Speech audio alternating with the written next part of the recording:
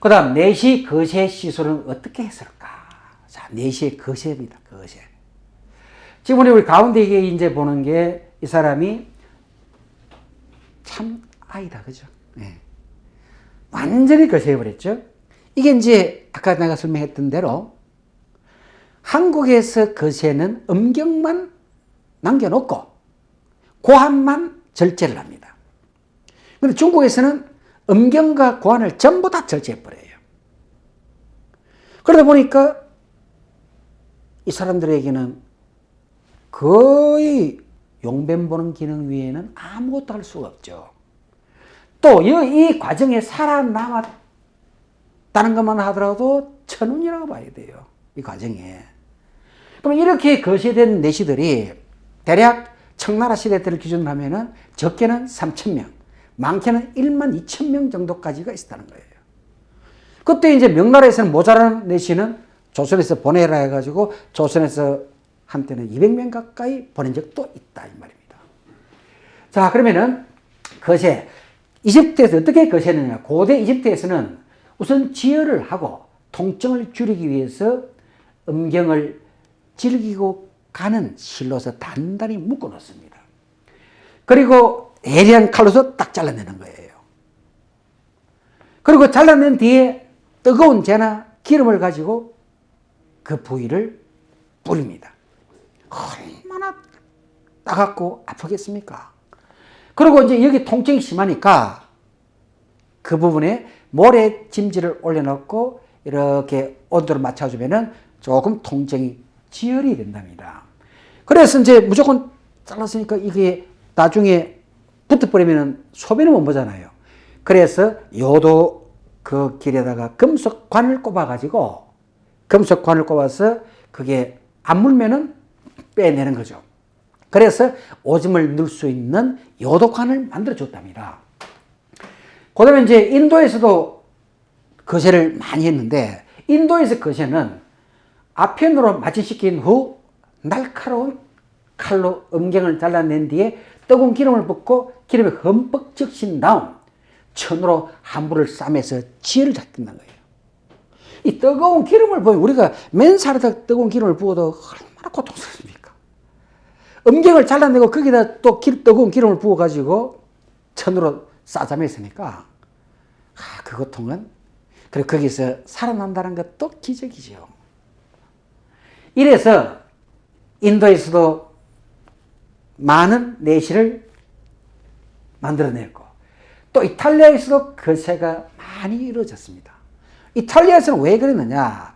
고대 로마 시대 때는 왕실의 궁녀들을 지키기 위해서 그랬지만은 그 이후 중세시대 때에는 음악하는 사람들, 노래 부르는 사람들, 이 노래 부르는 사람들이 변성이 오지 않고 여성의 목소리를 그대로 간직하기 위해서 남성 호르몬을 절제시키는 거세를 했다는 거예요. 그래서 이 사람들을 카스트라토라입니다. 카스트라토라. 이 카스트라토라를 생산할 수밖에 없는 게, 또 카스트라토라를 이렇게 양성할 수밖에 없는 이유는 노래 부르는 직업을 굉장히 천시했기 때문에 여기를 지원을 안 해요. 여성 자체들이 장녀와 같이 대접했기 때문에 지원을 안 한답니다. 그래서 어쩔 수 없이 남성들을 거세를 시켜가지고 이렇게 카스트라토라를 만들 수밖에 없다는 겁니다. 그렇지, 이탈리아에서도 이렇게 거세를 한 거예요. 그 다음에 이제 중국식 거세 절차를 보세요. 중국식 거세. 아까 제가 설명드렸던 대로 한국에서는 고한만, 즉 음식만 적을 했고 중국에서는 아예 고한과 음식을 전부 다 거세를 했습니다. 그 거세 과정을 해보면은 먼저 3일간 굶깁니다. 혼서로 되어 있죠. 왜 혼서냐? 왕실과 결혼할 수 있는 각오가 되었는가? 이 말이에요. 그래서 혼서를 먼저 받습니다. 그리고 전염병을 예방하기 위해서 3일 동안 온도가 일정하고 따뜻한 밀실에 감금을 시킵니다. 굶기죠. 굶긴 이유는 우리가 음경과 고환을 잘라내는데 대소변이 나오면 안 되잖아요. 최소한 그걸 잘라내고 난 이후 최대한으로 소변이 안 나오게 만들어야 됩니다. 그러기 위해서는 3일 동안 굶길 수밖에 없습니다. 이렇게 3일 동안 굶겨가지고 다시 진통을 위해 피수술자, 그러니까 내시가 되기로 결심한 그 사람을 말하죠. 피수술자. 결심한 그 사람에게 술을 먹이고 아페를 피우게 합니다. 그러니까 아페를 피우게 하는 것은 통증을 이기기 위한 진통 효과를 주는 거죠. 그나마 그냥 그것이 하는 것보다는 훨씬 낫겠죠. 그리고 수술대에 딱 눕힙니다. 그리고 사람이 붙어서 묶어놓고 또 다리와 허벅지를 또 잡습니다. 아프니까 싹 움직일 거 아니에요. 또 묻습니다. 내시가 될 결심이 되었는가? 만약에 대답을 한 번이라도 시원찮게 하면은 일어나 안 돼. 즉, 노 이 말입니다. 안 합니다. 그래서 내시가 될 결실을 한 번이라도 대답이 부적절하면은 자리에서 일어나 집으로 가라라고 돌려보내버려요. 그럼 이 내시가 되기 위한 거세 수술을 받는 데에도 아주 큰 돈이 듭니다. 명나라 시대 때 은하 6냥이라고 되어 있는데 명나라 시대 때 그 시대 때의 은하 6냥이 초가집 한 채 값이래요. 그럼 내시가 오죽했으면 내시가 되려고 집을 찾아왔겠습니까? 돈이 없잖아요. 그러니까 요새 말로 보정인을 세워요. 보정인을 세워가지고 그 보정인의 재산을 보고 거세를 해주는 거죠. 그리고 그 아가 들어가가지고 돈을 벌게 되면은 그걸 갚습니다. 아, 참 슬픈 일이다, 그죠? 먹고 살 일이 없어서 거세를 해야 되니까. 우리 또 마찬가지입니다. 조선시대 때. 조선시대 때 왕실에 내시로 들어간 사람 대부분 그런 사람이라고 봐도 과언이 아니죠. 이래서 이 사람들에게 이제 마지막 학인 후 음경과 고환을 모두 절단해버립니다. 그러니까 여기 지금 보시는 대로 이 그림이죠. 전부 절단해버렸습니다. 그러고 나서 이제 뜨거운 고춧가루 물로 수술 부위를 깨끗하게 씻은 후에 한부에 마취연고를 바르고 지혜를 위해 하복부와 넓적다리를 딱 묶어놨습니다. 이렇게. 그리고요, 뜨거운 방에다 넣어가지고 그게 며칠간 꼼짝 못하게 합니다. 왜 그랬을까요? 만약에 밖에 누워서 온도차가 생기고 이러면 이상이 생기잖아요. 그러면은 고름이 생길 것이고, 그러면은 생명도 위험해질 거 아니에요. 그죠? 그래서 수술 부위가 완전히 아물 때까지 100일 동안 찬바람을 쉬지 못하게 하고 온도가 일정한 실내에서만 생활해서 다른 사람과의 접촉도 하지 못하게 탁 했습니다. 자, 이런 어려운 과정을 통해 가지고 살아남은 사람만이 내시가 될 수 있었습니다. 그래서 이 내시가 되어 가지고 왕실에 가서 명나라에서는, 청나라에서는, 당나라에서는, 송나라에서는 대단한 권력을 가진, 황치를 움직일 만한 권력을 가진 내시들도 있었던 거죠. 그들에게는 오직 위안 받을 수 있는 것, 즉 보상받을 수 있는 것은 권력밖에 없습니다. 그러니까 중국에서 유별나게 내시들이 권력을 쥐고 흔드는 일이 많은 이유가 아마도 고환과 음경을 모두 잘라서 그렇지 않겠나. 반대로 조선에서는 고환만 잘랐기 때문에 결혼을 합니다. 그리고 가족도 양녀와 양절을 들여서 가족을 구성하고 있어요. 그리고 그들은 고환은 비록 없지만은 아내와 부부 생활도 한다는 거예요. 이래서 조선의 거세는 고환만 제간다. 원로 향토 사학자 김동복이라는 사람이 1927년생인데 이제 돌아가셨었겠죠. 이분의 증언에 의하면은 여의도의 영등포 쪽에 색강이 있었대요. 색강이.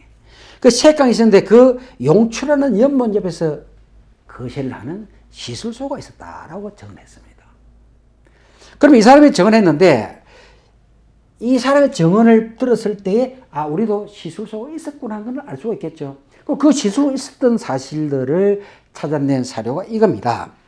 유계 17세기 초의 사람인데 기계 유심이라 유계가 쓴 신함집의 사료를 찾아보니까 온성에서 유배 생활을 하고 있었을 때, 유괴가 온성 가서 유배 생활을 하고 있을 때 병력을 면하기 위해서 스스로 거절을 한 고자와 만났다고 한다. 참 슬픈 일이죠. 우리는 군포의 폐단이 조선 16세기 이후로 서서히 나타나면서 17세기 절정기에 이릅니다. 그래서 영조 때에 와가지고 균역법이라는 법을 만들게 된 것이 이 군포의 폐단을 없애기 위해서인 거예요. 쉽게 말하면 내가 군포를 냈는데도 또 받아가고 또 받아가고, 요새 말 한다면 구청에서 받아가고 동사무소 받아가고 시청에서 받아가고 막 이러는 거예요. 중복적으로 받아가는 게 도저히 살 수가 없네. 그러니까 나는 남자가 아니야 라고 표현하기 위해서 스스로 거시한 사람을 만났다는 겁니다. 그리고 이런 이야기 또 나오지요. 18세기 정약용의 목민심수에도 아이를 낳은 것 때문에 군포 내는 부담이 커지자 원통한 마음에 스스로 거절했다는 남자의 기록이 나옵니다. 그게 뭔가 다산신문집 권사에 보니까 애절량이죠. 자, 애달퍼다. 뭐 약물을 끊어서, 보세요. 약물을 끊어서 애달픈 시다 이 말입니다. 정말 가슴 아픈 일이죠. 그래서 우리는 내시가 되기 위해서 거절을 한 사람도 있지만은 조선시대 때에 조선 후기에 오면은 군포의 폐단 때문에 견디다 못해 약물을 스스로 제거하는 백성들도 있었음을 이 자료를 통해서 알 수가 있습니다. 자, 그다음 왕 3명을 모신 내시 101세까지 산 비결은 거세였다. 이게 한 일간지 기사에 놓은 자료고, 여기 보시면 중앙일보 2012년 9월 25일 날 기사 자료를 그대로 인용한 겁니다. 예. 여기에 안경진 이철구 교수분께서 연구한 자료의 데이터입니다. 자, 그럼 여기 의하면 보세요. 조선시대 황간 기경은이라는 사람은 101세까지 살았습니다. 그리고 현종 12년 1670년 태어나 숙종 경종으로서 영조 48년에 1771년 세상을 떠났는데 당시로선 상상을 하기 힘들 정도로 오래 살았다는 거예요. 그럼 이 사람만 오래 살았으면 우연이겠지라고 하는데 그게 아닙니다. 그래서 통계 자료를 바탕으로 이렇게 의술에 의한 통계를 내봤는데, 당시 조선시대 황간과 양반 가문의 수명을 비교해놨습니다. 황간이 평균 70세까지 살았습니다. 대단하죠. 지금 우리 남자가 82세인가 3세인가 아마 이랬던 것 같은데, 지금 22년 이 해를 기준으로. 그러니까 조선시대 때 황간이 70세 살았으니까 이건 대단한 거예요. 평균. 그 다음에 양반 가문의 사람들이 1126명을 대상으로 조사했더니 평균 56세입니다. 뭐 차이 많이 나잖아요. 또 양반 가문 2를 1414명을 조사해가지고 해봤는데 53세입니다. 그 다음에 양반 가문 3을 해봤더니 51세입니다. 평균 이렇게 53, 4세밖에 안 됩니다. 거기에 비하면은 황간이 70세죠. 그럼 분명히 이유가 있겠죠. 남성 호르몬을 제거해서 그렇답니다. 남자에게 남성 호르몬이 분비돼 가지고 남성 수명을, 이것이 역효과를 발생시켜서 수명을 저하시키기도 한답니다. 반면에 여성에게는 남성 호르몬이 분비되지 않기 때문에 수명을 연장시키기도 한대요.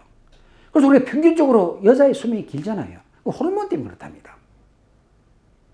그리고 남자에게 남성 호르몬이 있어가지고 면역 기능이 이렇게 강한 반면에 여성에게는 남자에게서만 노는 호르몬이 없기 때문에 면역 기능이, 자가 면역 기능이 굉장히 떨어진대요. 그래서 자가 면역 기능이 떨어지면서 류마티스 같은 관절염이 남성보다도 여성이 압도적으로 많은 이유가 바로 이 호르몬 관계 때문에 그렇답니다. 이렇게 보면은 남성의 호르몬은 면역 기능을 강화시켜 주어서 좋긴 한데 그것이 오작동을 일으켜 가지고 수명을 단축시키는 안 좋은 일도 있고, 여성은 남성 호르몬이 분비되지 않다 보니까 오히려 수명을 연장시키는 좋은 일은 있는데 자가 면역 기능이 떨어져 가지고 관절염 같거나 류마티스 같은 병이 남자보다 여자가 훨씬 많이 생겨서 안 좋은 경우가 있답니다. 어쨌든 자, 이 그림을 한번 보세요. 우리가 조선시대 내시 평균 수명이 70세 됐죠? 왕의 평균 수명이 47세입니다. 왕의 평균 수명이. 양반의 평균 수명이 50에서 56세 됐잖아요. 그죠? 그래서 확실하게, 자, 비교를 해봤습니다만은 확실하게 내시가 일반인보다, 양반보다, 왕보다 월등히 오래 사는 것은 남성 호르몬을 제거해줬기 때문에 그렇다라는 과학적 근거를 볼 수가 있습니다. 자, 그럼 이제 내시 윤봉과 정동의 권세는 어떻느냐? 그렇죠? 내시 윤봉과 정동은 조선에서 명나라로 보내진 내시들입니다. 어릴 적에. 이 사람들이 이제 명나라로 가가지고 명나라에서 굉장한 권력을 가지게 됐죠. 명나라에 굉장한 권력을 가지면서 황제에게 큰 힘을 발휘하는 자리에 앉았고 그 자리에 있으면서 조선의 사신으로 왔습니다. 이들이 조선으로 사신으로 와가지고 얼마나 거들먹거리며 조선에게 위협을 했는지 모릅니다. 그 기록이 우리는 정동과 윤봉에 대한 기록들을 찾아서 봤는데 보세요. 자, 1425년 세종 7년부터 1431년 조선에 왔던 윤봉은 황제의 명과 신임이 두텁다는 것을 내세워 1429년 윤봉이 명으로 기한할 때 챙겨갔던 선물 개짝은 200개 정도입니다. 200개. 선물 개짝이 200개라는 게 제일 잘 실감이 안 나죠. 그 선물 개짝이 얼마나 크냐. 장정 8명이 한 개 개짝을 들 수 있대요. 장정 8명이 한 개 개짝을 드는 인원이 필요할 만큼 큰 개짝이라면은 200개의 개짝이면은 28이 16, 1600명의 장정이 이 개짝을 들고 명나라까지 갔다는 거예요. 상상 초월입니다. 그래서 그들은 그냥 물건만 받아가지고 이렇게 챙겨간 것이 아니고 왕에게, 세종에게 엄포를 놓기도 하고 조선을 두려움에 떨기도 만든 내시가 명나라 내시가 아니라 조선에서 보내진 내시 윤봉이었습니다. 또 이 윤봉이 갈 때에 정동이라는 아이를 또 데리고 가서 명나라에 데리고 가가지고 자기가 키운 내시입니다. 야, 또 와가지고 조선에 보세요. 명에 들어가 한간이 된 정동은 1455년 단종 3년부터 83년 성종 14년까지 모두 5차례 조선에 칙사로 왔는데 칙사, 우리 칙사 대접하죠. 그거는 대단한 대접입니다. 명나라 사신을 대접하는 게 칙사 대접입니다. 들어와가지고 조선의 조정을 어마무시하게 괴롭히고 돌아간 내시가 있습니다. 자, 이까지 지금 본 것은 내시들이 거세를 하고 나니까 수명이 오래됐다는 이야기도 했고, 그 다음 조선에서 내시는 명나라로 많이 보내졌고 명나라에 가가지고 다시 조선의 사신으로 와가지고 조선을 괴롭히기도 했고, 또 이 내시들이 거세를 했는데 중국의 거세는 음경과 관을 모두 절절했지만은 한국의 내시는 고한만 절절했습니다.